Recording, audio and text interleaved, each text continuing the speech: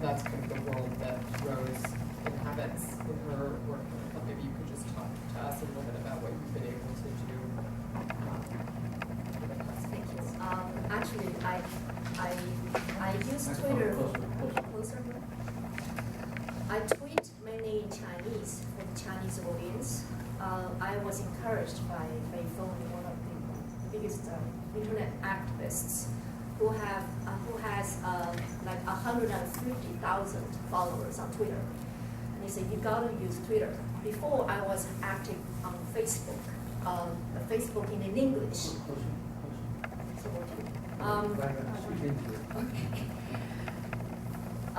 On Twitter, I noticed every day I was getting new followers. I was using Twitter just to look at what's been written, what's being talked about, until I put a YouTube link of me asking Cui Jian, the father of Chinese rock and roll, back in February when he was screening his first feature film at NYU here. I asked him a question. I identified myself as a survivor of former student protest of Tiananmen massacre. And when I was asking the question, I held my phone, this funny phone, and recorded everything. And I uploaded on YouTube. I did not, and I put the link on Twitter, and I did not expect I got so much attention. People were asking, who's this Rose Tang? Who's she? Because my profile identified myself as housewife of Brooklyn. Because before, the state-owned Global Times called me a housewife of Brooklyn. In March, I'm employed housewife of Brooklyn because I don't cook, I don't do housework anymore.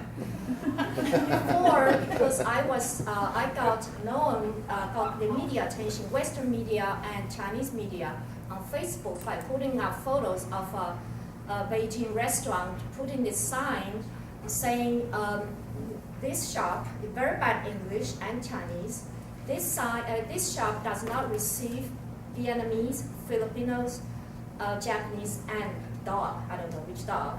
So I put it on Facebook. It went viral in Vietnam, South Korea, and Japan. And so it was covered by major news organizations. So the Global Times called me housewife of Brooklyn. But anyway, so to cut it short, so on Twitter, that was apparently, people realized that was Cui Jian's first time in 25 years to comment on Tiananmen Square massacre. So then I noticed all these people were starting to talk about June 4th. And there were all age groups and a lot of young people. And some of them just got over the wall and saying, what are you talking about? What's June 4th? So then the veterans, the leaders, and the people who wrote books, they were talking about the most prominent Chinese leaders inside China and outside China. Inside China, like Hu Jia, were just pushing. So in February, there was this highlight of started to talk about Tiananmen massacre way ahead of time before the anniversary. So that was really encouraging. So I saw the hope of China there because there are so many young people there, and some of them are teenagers, and they're all eager to know what's going on. Do you have a Weibo account too? I don't use Weibo because it's useless. For what I advocate, I'm pretty sure I'll be shut down. I use WeChat. So in terms of WeChat, I was just checking. It wasn't me being rude when you were talking because you're. So this on WeChat, this guy called Xiu Cai Jianghu, he's putting photos of prisoners right here.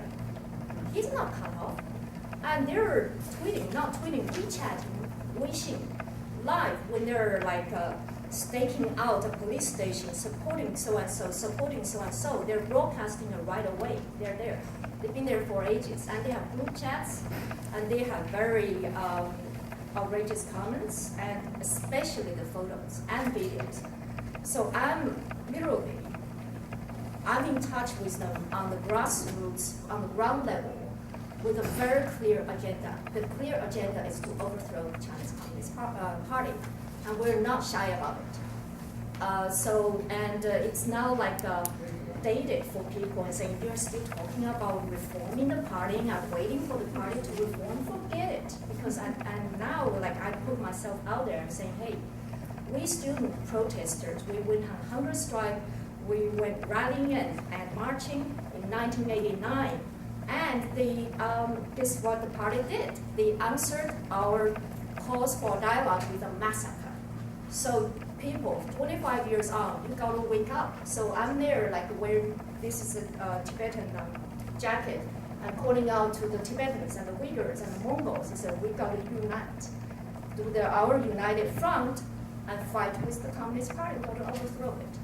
And people are not, we're talking about people inside China, and they're not shy about it. Do you think, I mean, presumably this is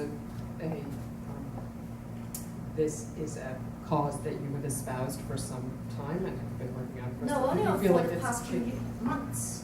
Before, I never thought it would be like this. I was encouraged by those young people inside China. Like yesterday, I helped the Tibetans, a Tibetan organization, the Tibetan National Congress, to organize this, to call out to people to sign this petition to 13 Nobel Peace Laureates of boycotting this peace summit in South Africa because South African government rejected the Dalai Lama's visa. Third time within 5 years.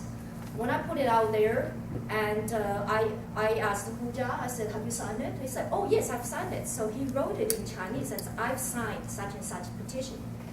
And I approached Tsurung Wasser, this dissident writer based in Beijing as well. She said, I signed it. So the Tibetan organization put these posters on Twitter, and I translated it into Chinese, and guess what? I could not believe it. Yesterday morning, there were these Chinese people and saying, I want to sign it. They were talking about college students, scholars, and dissidents, of course, and petitioners. I said, I need your location. I'm helping you filling out the form, and I need your location, your email address, your real name. People even put their cell phone numbers there on Twitter and saying, I'm so-and-so, I'm in Beijing, I'm in Shanxi, here's my cell phone number, here's my email address, I'm signing it, please help me. This is amazing. This is the first time I've ever seen Chinese people coming out publicly supporting the Dalai Lama, and they know how dangerous it is. So this is an extremely large change in terms of the ability of somebody living overseas to be, I think, in that kind of real-time contact with ordinary Chinese people, and then certainly prominent dissidents, something like Huja, who are actually under surveillance. It's kind of inconceivable that that kind of conversation could be happening at that kind of open pace. Yeah, or even that could be happening at all, right? Oh, people are fearless. He was physically attacked really badly, like last month or something. I think there's also, another, shift slightly the topic, but I think another area of interaction that social media has facilitated that's also something new and that was alluded to earlier is that there's now much more interaction between foreign journalists and their readers, not only in terms of social media facilitating the ability of Chinese audiences to read things that the foreign press writes, but also to the point where sometimes the journalists become part of the story, and this can happen, it seems to happen from time to time when the subject is social media itself. And Emily has kind of a great story to tell about that, and so I'm going to let you talk about what happened with this.